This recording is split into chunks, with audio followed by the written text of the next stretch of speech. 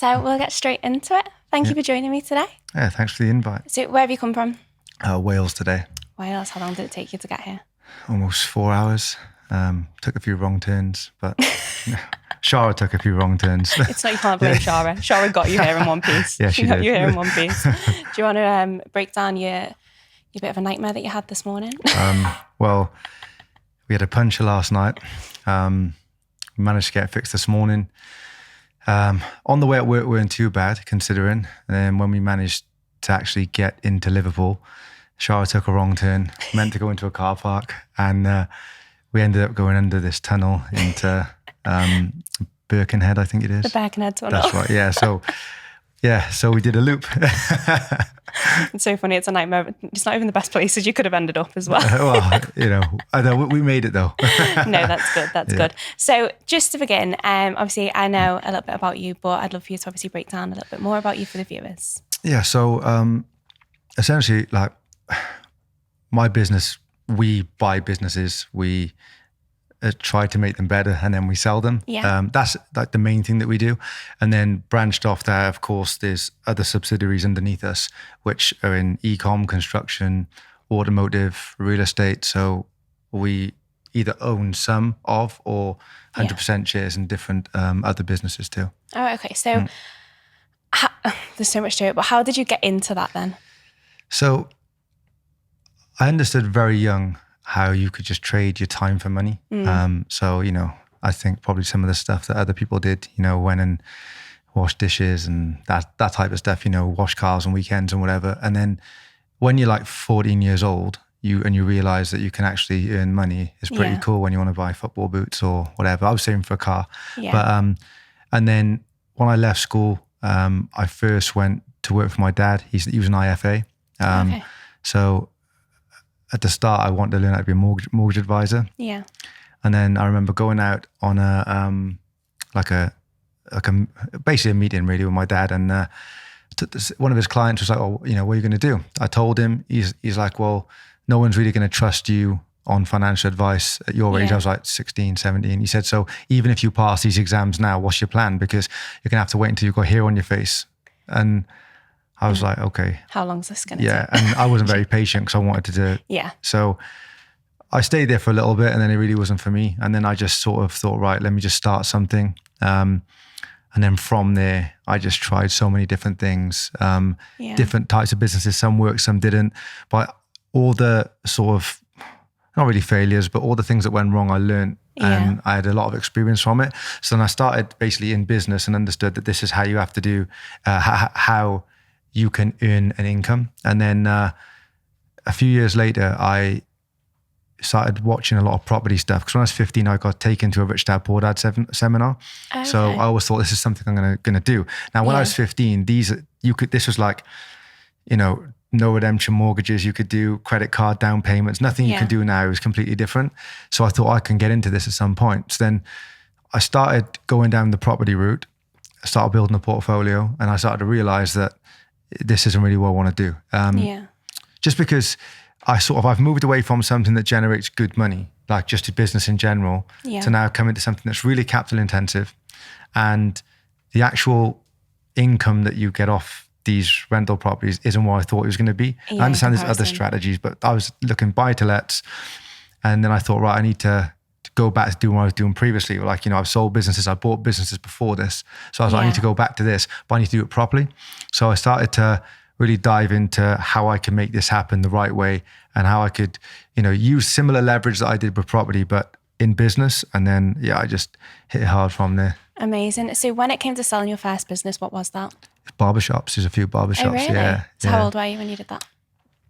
But I think it was like 25, mid-20s. But it was my brother's a barber, and he's been in the industry since he was like a little boy, and he had this vision of, and then we wanted to go down the franchise route. So we did contact somebody that was helping us get ready to franchise the business model. She had a pretty good business model. It was slightly different. It was very Peaky Blinders before Peaky Blinders, if you know what I mean. It was a long time ago, but you could come in, the customer service was always good. I really focus on the customer journey and whatever business it is, response times, just customer service, and what what value you can give to a customer, because customer retention is really hard.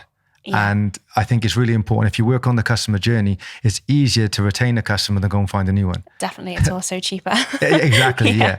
So we created a good environment. And then as time went on, I had other ventures that I was doing, and he was getting offered stuff overseas. And I was like, we had a really good momentum. And I'm like, we created something good here. Yeah, like to the point where you could turn up on a Friday or Saturday and the queue was literally like halfway down the street. It was, wow. So yeah, the time came to move on. But yeah, it felt really good, but I sold it in a way I would never sell it now. So you wouldn't get at the time. Yeah. I just basically, too much of a deferred consideration where they could pay a lot of it for a long, long time, very little down payment. And I probably wouldn't do it that way again. But do you think that's because that was part of the journey and did you start that business with the intention of selling it, or did you kind of figure that journey out along the way? I think I figured it out on the way. Like for us, like the franchise, like license model was what we was going to look to do. Maybe that would have turned into a sale at some point, but I was just like, look, if we can just franchise these, take a licensing fee across the country, that was the plan. So so I think that's what makes it different from you've started a business, scaled it, and then you've looked to sell it. So it's not been in your plan. No. So it's like when you obviously release your mentorship and you build a program on it, it's like us when we made our program. I was trying to go back to the start to make this framework, and I was thinking, you don't document the whole journey, do you? Obviously, you come to it and you think, it just happened the way it happened and the way you figured it out along the way. Yeah. So do you think the barbershop is what's kind of excelled you into where you are today then? Partly, I think. I was very analytical with the barbershop. So when my brother's very creative, as in, he's a barber, but he's been on the world stage for, he's been all over the world.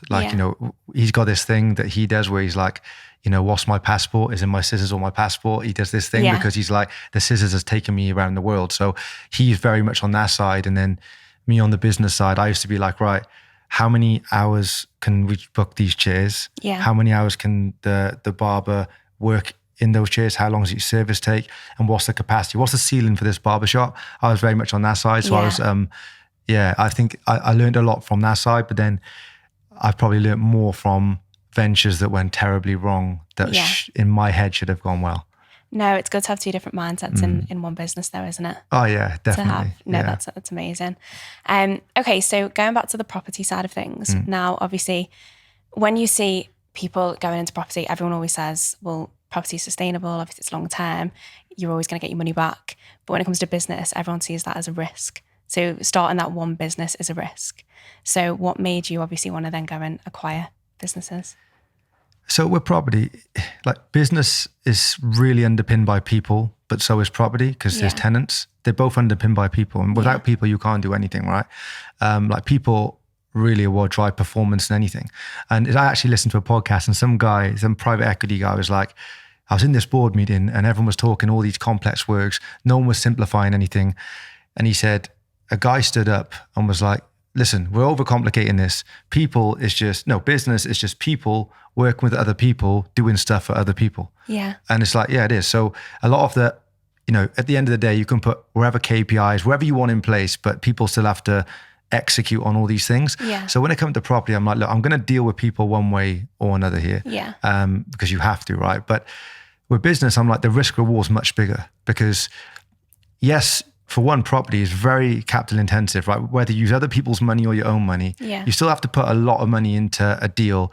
And then if everything goes right, because people make it sound so easy, but if everything goes right if you buy it right, if your schedule of works goes to plan on exactly what you decided that you feel you should be changing or refurbishing. Yeah. If all the tradesmen that you work with do what they say on time, and then if the value comes out and the GDV that you anticipated is what they say it is, then it goes right. You can pull some of the money back out or all of it. Yeah. Pay your investor back if you use outside investment, and you're good. But then you're left over with the asset, but a couple of £100 a month cash flow, and then the dream that a lot of people get sold is financial freedom. And for one, I don't know. I feel like not disrespecting anyone, but when you get to a certain stage, financial freedom, financial independence, I know they're different, but whatever you want to call it, it's a lot different to what people initially think it is. Yeah. And you always need more than you think.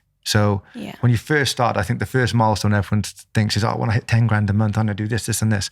Yeah. You won't, because that's not going to be the same as what you thought it was before you had it. And that's just the way it is. So the reason why I looked at business over property is because there's no ceiling in business. You can, there's multiple ways to create value in a business. But if you hit a ceiling in a business, like we use the barbershop because we just spoke about it.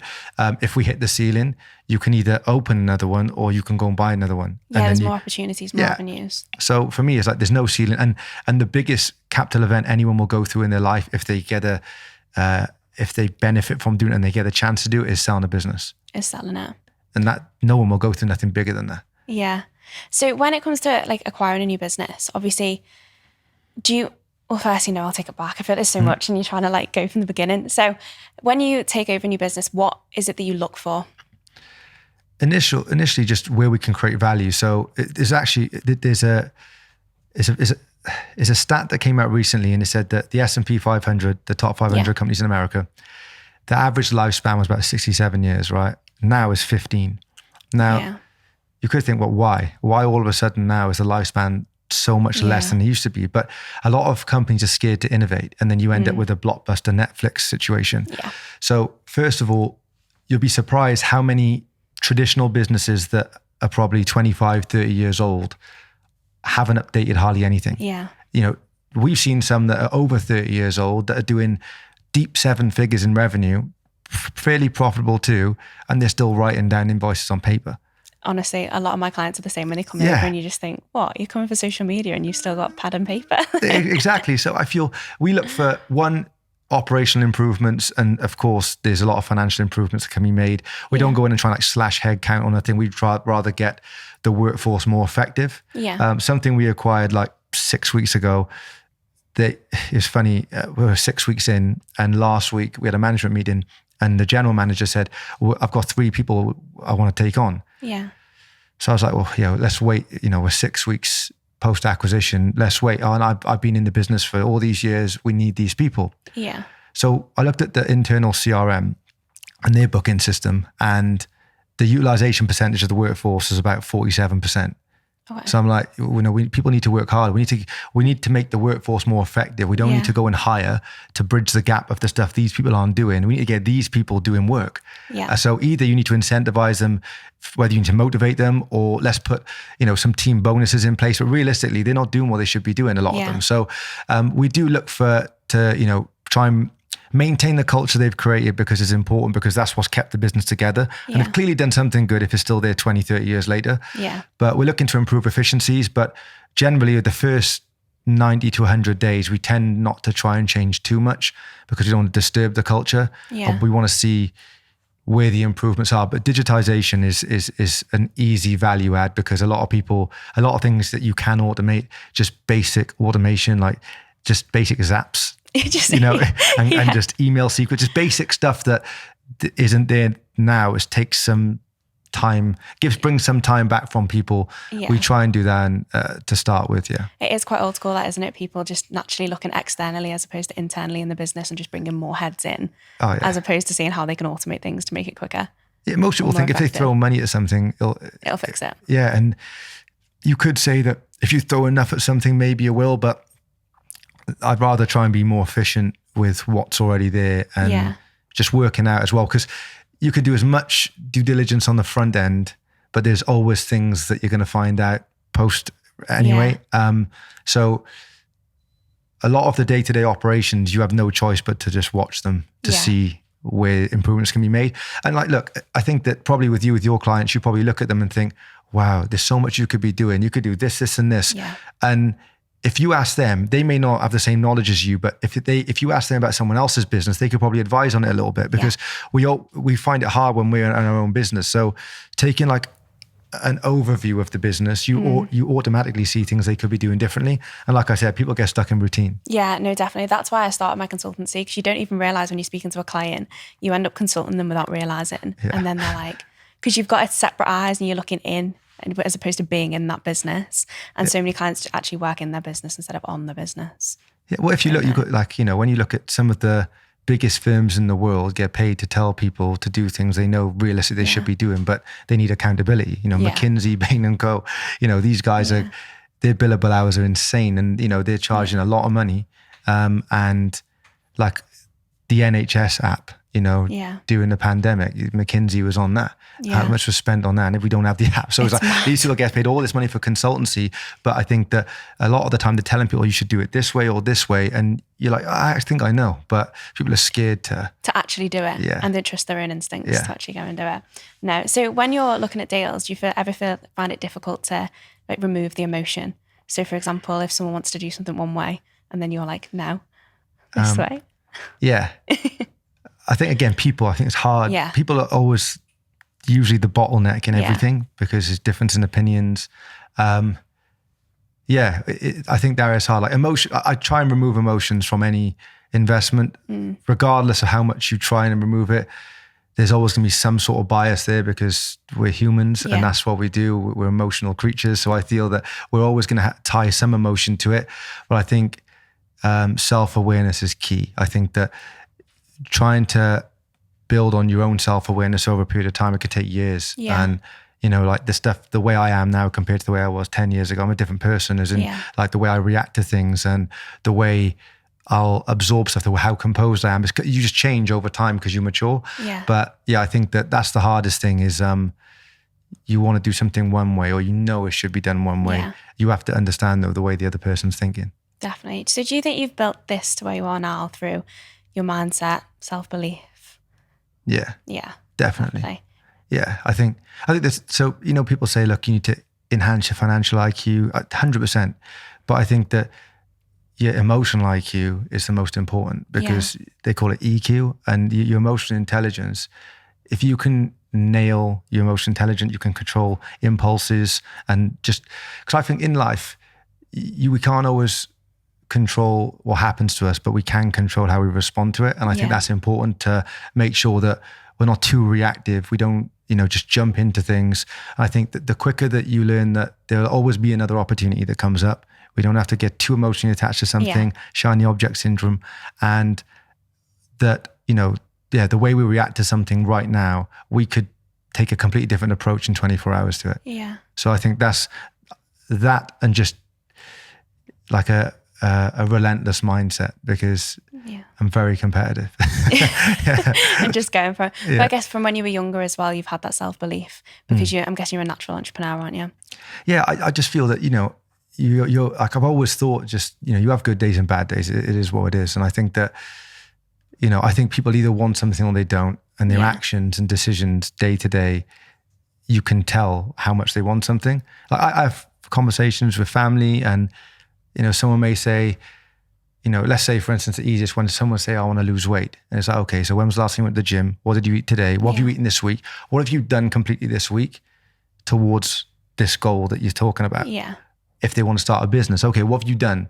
I'm sorting this out.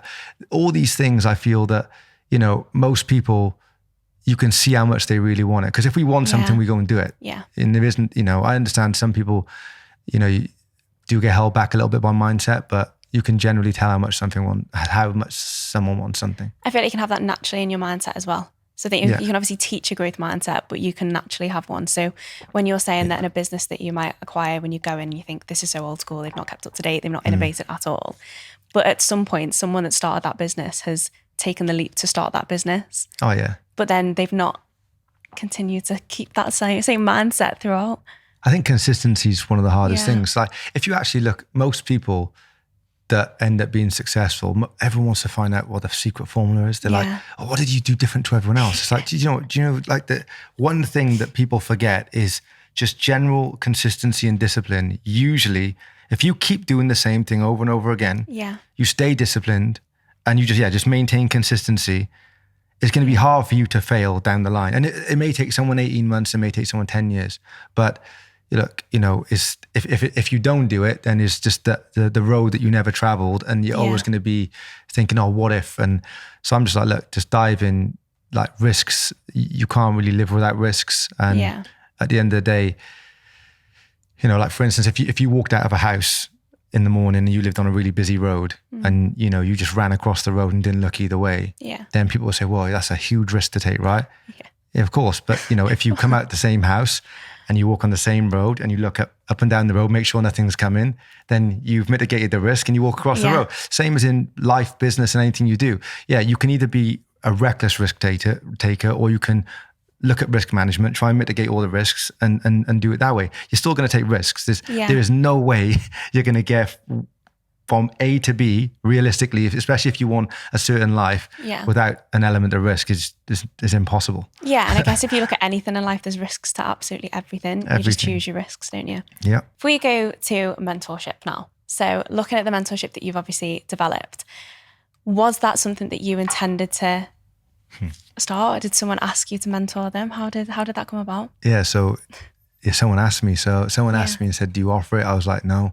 When I was younger, I had this thing that I wanted to be a life coach when I was older. Yeah. But I thought I need to have life to be a life coach. So I need to live more.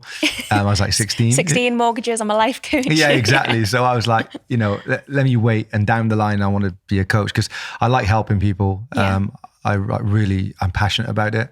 Yeah. And like, I feel like a real leader can put others on the scoreboard. And I feel that that's important. Like, let's let other people win. And I love watching other people win. So someone actually contacted me and was like, do you do it? I said, no. He said, can you teach me M&A? And I was like, I don't really have a framework to teach you M&A right now. I'm doing it myself, but I haven't like put nothing together. I said, this guy does. So I sent him somebody else that I knew. And he came back like 2 months later and said, look, I haven't really learned anything. Can you teach me? Yeah. I was like, look, let me piece something together and we'll work it out. So I tried to piece something together. I thought, right, let me get proof of concept with this individual. Yeah.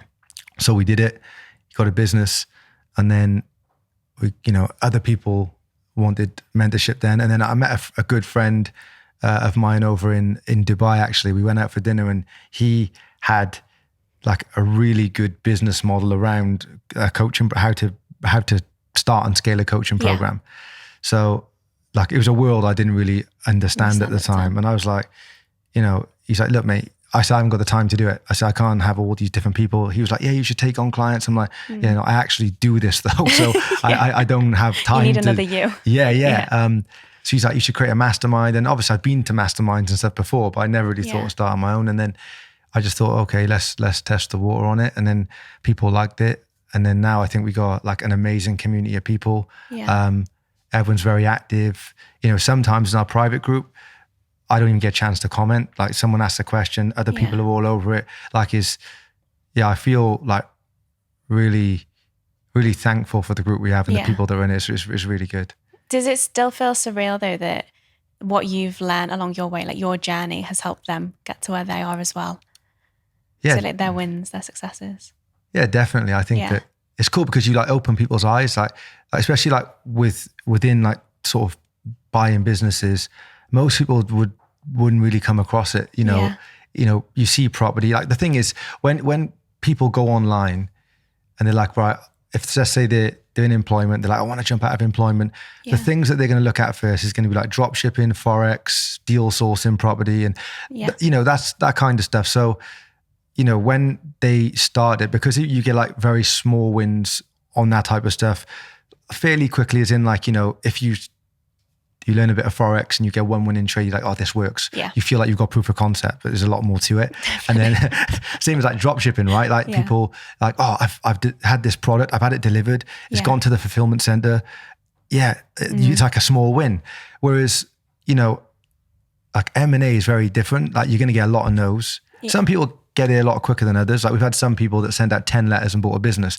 And then there's some that's 10,000 emails deep, and they're still looking. So I think that it's different. So most people don't tend to be like, oh, I'm going to sell this M&A coaching program because it takes time. It's not easy, but it's worth it. And so I think that's why. And also like, look, if you look at like Warren Buffett, for instance, right?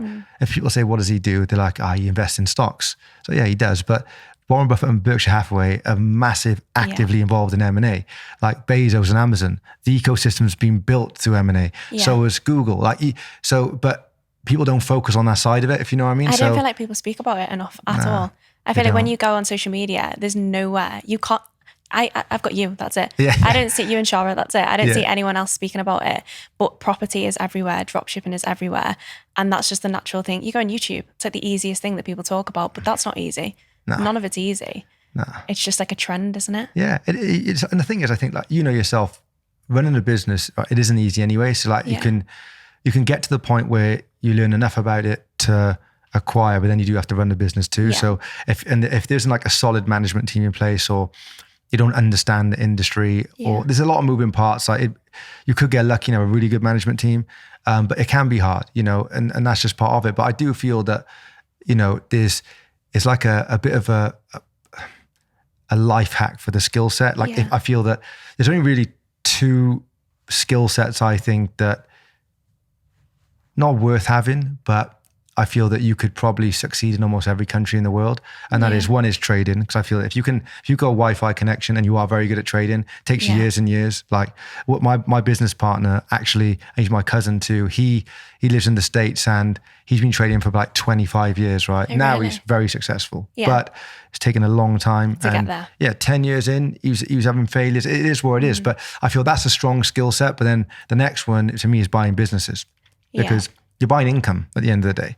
There's some countries you can't even buy property in, Yeah. So, why do you think it's not spoken about then? Why do you think because you are right, you are buying income, you go into property, you have to invest, then you have to wait, then you have to hope that everything goes right, and then you can pull your money out. But why do you think no one speaks about buying businesses? I think that if you look at some of the wealthiest people in the world, that's how they've created their wealth. Yeah.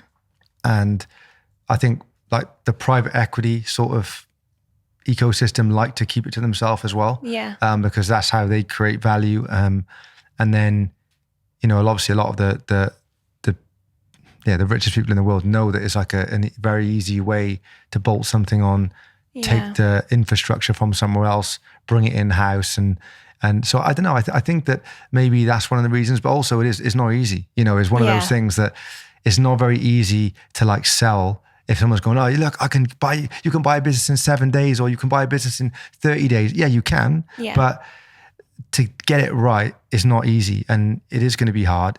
The reward's insane, but it is very hard. So that's probably why. Is there like a specific niche that you look at when you're buying a business? Now, there is. So we're mainly focused on civil engineering, but we was quite agnostic previously. Like we've got stuff in various different sectors now. And it is become hard because a lot of the stuff that you could potentially consolidate or you could look for synergy at the moment, some of the things that we bought are just, there would be no synergy, like a real estate company in Dubai and an e-com company that sells like sliders, it just wouldn't work. So we're looking to like drill down on that sector just because of what we're currently doing in it and the team we've built in it. That's probably the reason why. Yeah. Mainly. So what made you want to obviously just keep acquiring businesses as opposed to starting your own from the ground up? Because I started so many and it's very hard. And when you start a business, you don't have any customers, you don't have a brand. So you don't have any infrastructure, you don't have no staff, you don't have no money, as in no income. Yeah. Everything you spend, you're hoping there's going to be a return on it at some point. Yeah. It takes time to build brand equity. It takes time for people to trust to buy off you, whether it's a product or a service.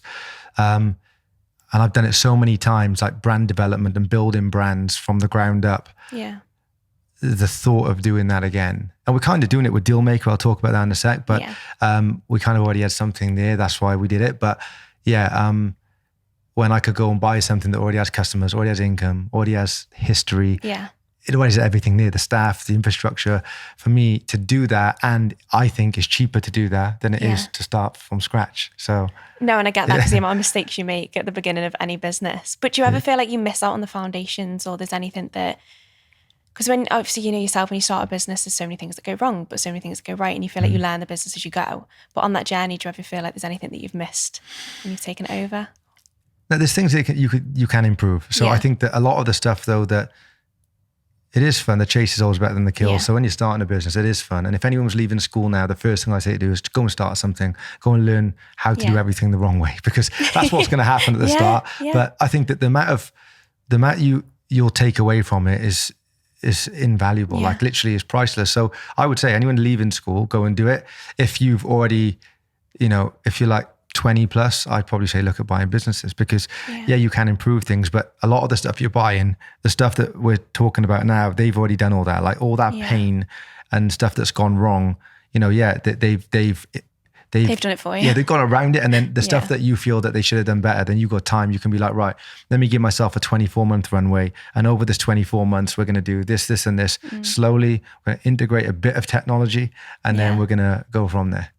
Have you spoken any schools? Sorry? Have you spoken any schools? In schools? Yeah. Yeah, actually, I went back for the first time, I went back to my high school about 2 months ago. Oh, really? How was it? It was really good. It was weird because I haven't been there since I've left. The deputy head used to be my PE teacher. Oh, really? So, and he's the only teacher like I really liked. Like, you know, he was a hard teacher, but because I liked sport, I got on with him well. Yeah. It was cool. Like I wasn't sure which way to take it, but I just wanted really for them, because what I noticed was the head of year came in just before we started and she was like, there's still a lot of you that haven't filled in your forms for college. You have to do it. You have to do it. Yeah. And I was kind of like you're basically forcing them to go to college. Like, what if they don't want to go? And like, I'm not saying not to go down to the further education route, but I think you need to be very intentional and concise with what you want if you're going to go to further education, because the world's moving very quickly now. So there's a lot of stuff that people could be going to college, university that probably is not going to be needed. So it's very hard to find. It's hard to pick something that you're going to get a full career out of. Yeah. Like my parents probably could have gone into an industry and had an entire career out of it and took their pension and left.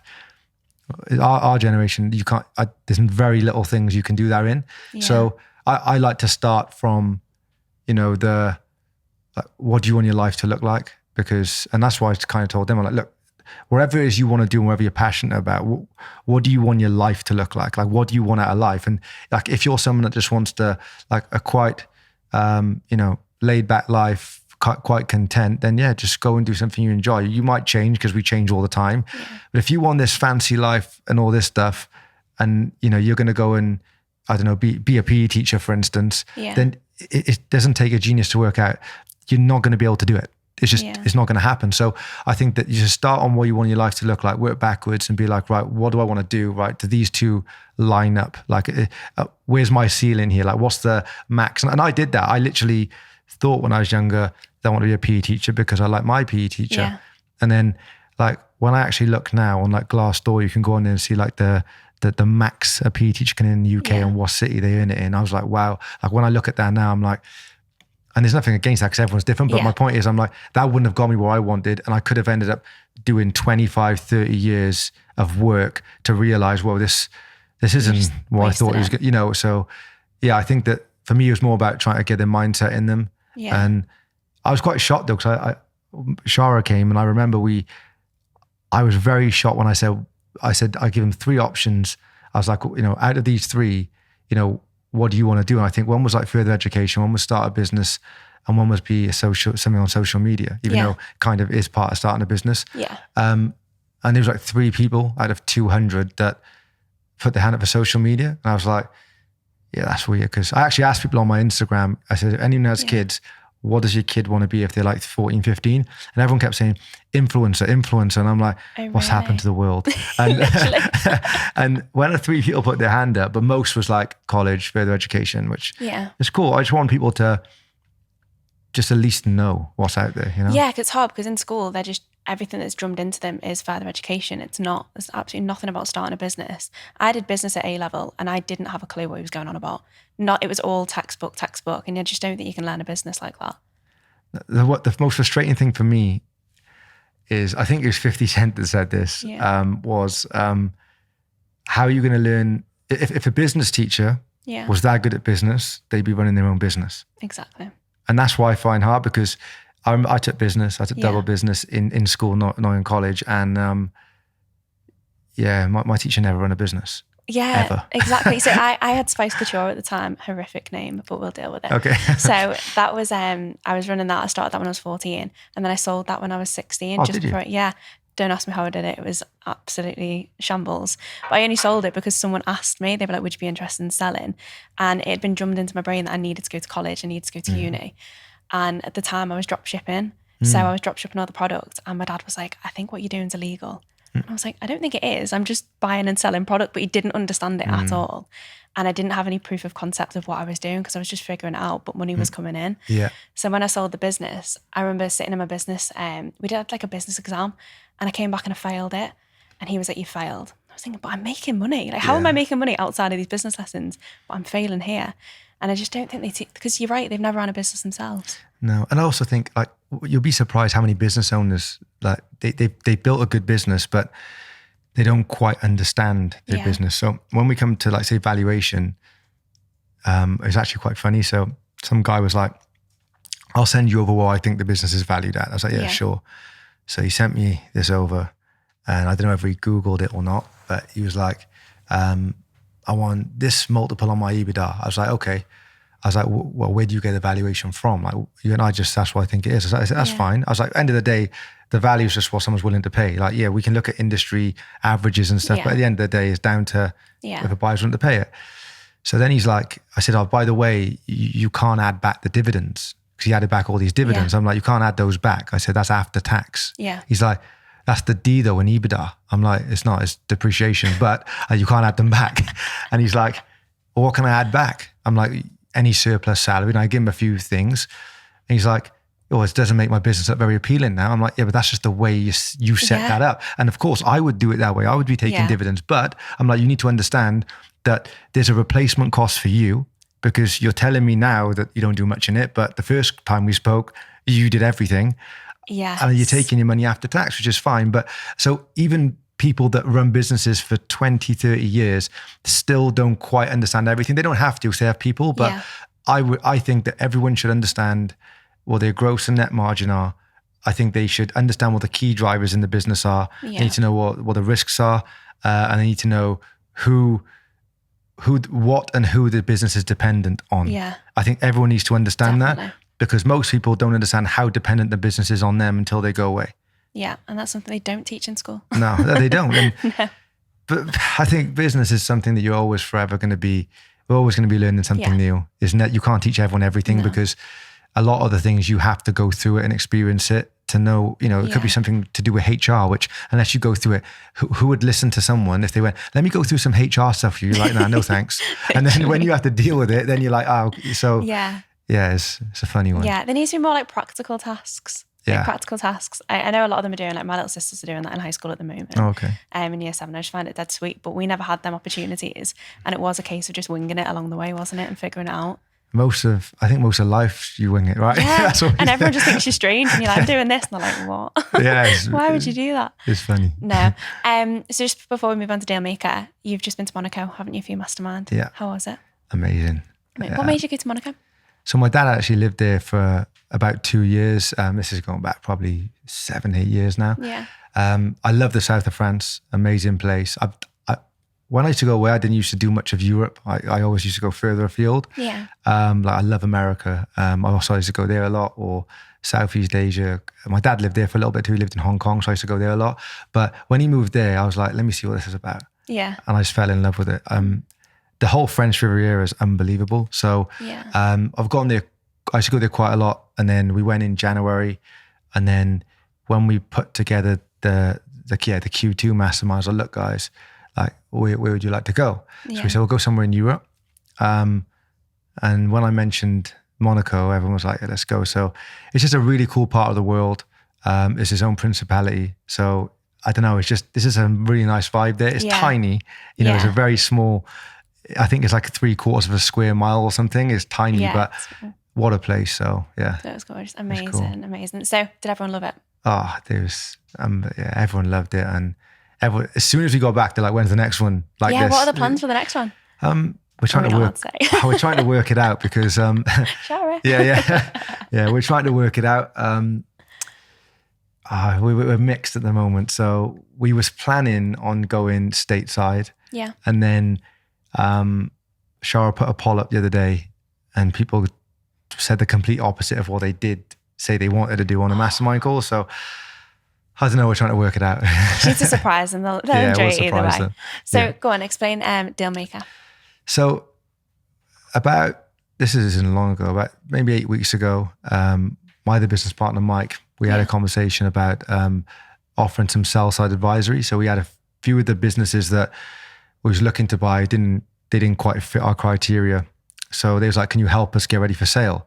Now, obviously it's a bit of conflict of interest. 'Cause I'm like, if we get you ready for sale to us, like, it's not really fair for us to do that, because, if we're the buyer, we're not going to make you look really profitable and amazing. And then buy it. So he's like, maybe we offer some sort of consultancy, because I already do a bit of consultancy now. So I was like, right, let's try and offer this. So he got online with his developer, and we was on a call, and he was like, oh, what do you want the website to look like? So I'm like, so I pulled up Rightmove, and I was like, something like this would be pretty good. I like it's very user-friendly, very basic. Let's do this. I was actually, while we're on the call, I said, let's just do this and have it as a business marketplace, like the Rightmove of business. Yeah. And I'm like, Mike's like, well, wait there. That's such a good idea. Where's this going? And I'm like, I don't know where it come from. I'm like, I just thought of it now. So let's just do that. He's like, yeah, this is a completely different project though. Yeah. I'm like, yeah. And I thought, look, we've got all these members in the 5D program that are looking to acquire. They understand the process from start to finish. They know how to speak to people.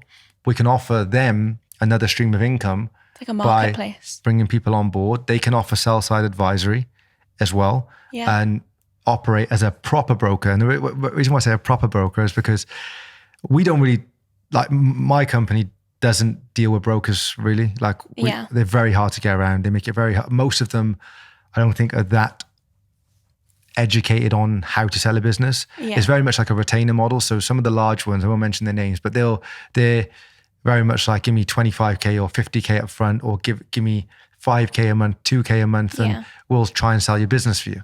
And then it's like, people are 12 months in, they're not really incentivized to sell the business, because they're like, this person's paying me $5,000 a month, or, what's the point? I will just go and get another person that pays us. So they're on this retainer model that most people get really annoyed, and they usually, to get you, is like, I always think of, if you're going to sell your house and someone says, one estate agent says, I'll give you $1 million. And then the other one says, I could probably get you 1.2.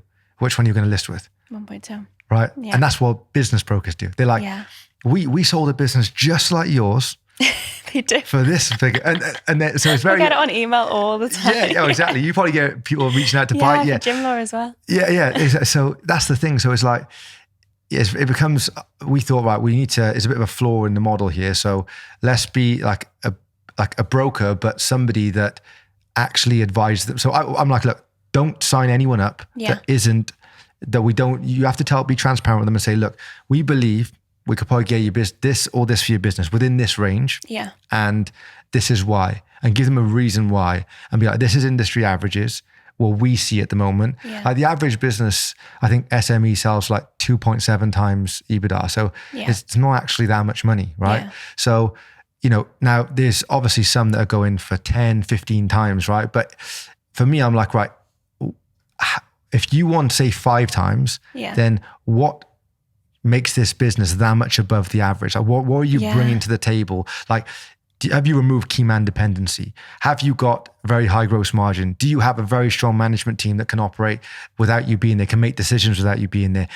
What history is in the business? There's a lot of factors that drive up the multiple, and I think that, a lot of people are just like, they're still there operating it day to day, and they're like, I want all this money for my business. I'm like, the second you're removed, where is the business? Yeah. And so I think it's just about being transparent with the person that wants to sell. Yeah. So we basically thought there's a gap for it. And like I said, didn't really want to go into another startup, but we kind of had a lot of infrastructure there, as in we had like 24 people from the 5D program of like, let's do this, because we're trying to help them too. Like, we got this thing where it's like road to 10 grand a month for them. So we help them within 5 months ish get from 0 to 10K a month as a business broker anyway. So it was just, I'm excited for it. No, it sounds really, really good. And do you know what's interesting? The fact that you know what you're looking for, you know what you're talking about. It's like when you speak to someone and say, is it right biz?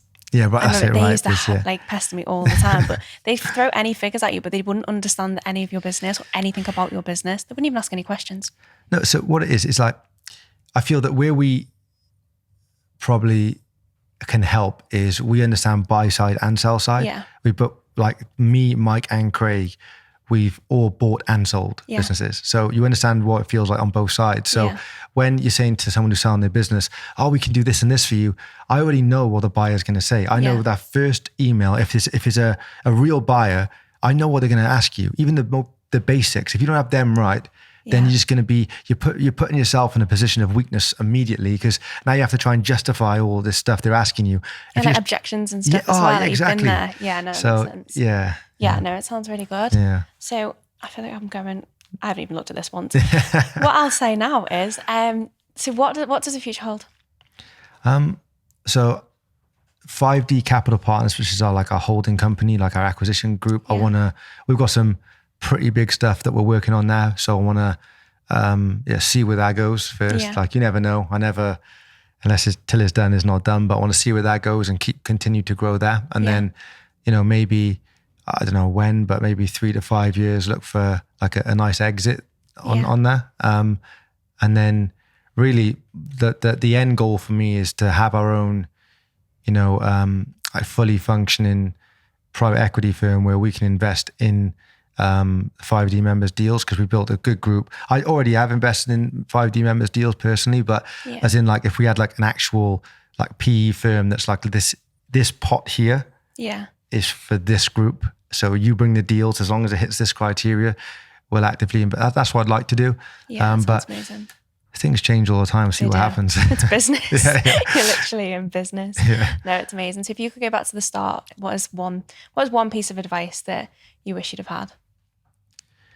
Probably what I said earlier about the ceiling. I would probably say that if my dad did give me quite a lot of good advice, but I wish he did just sit me down. He probably let me make too many decisions when I was young. I feel that a lot of the time a child doesn't know what they want. And now being where I am now, I now definitely feel like that. When you're younger, especially when I was 20, I feel that I had this massive ego where I was no one can tell me nothing. I know everything. Yeah. People that have lived a lot more of life than me are telling me how I should be doing things. I'm facial hair then. yeah, exactly. And I was I know what I'm doing, don't worry. And I was probably very unteachable. And I think that that's a big flaw if you want to grow. If you have to be teachable, you have to be open to learning and absorbing as much as possible.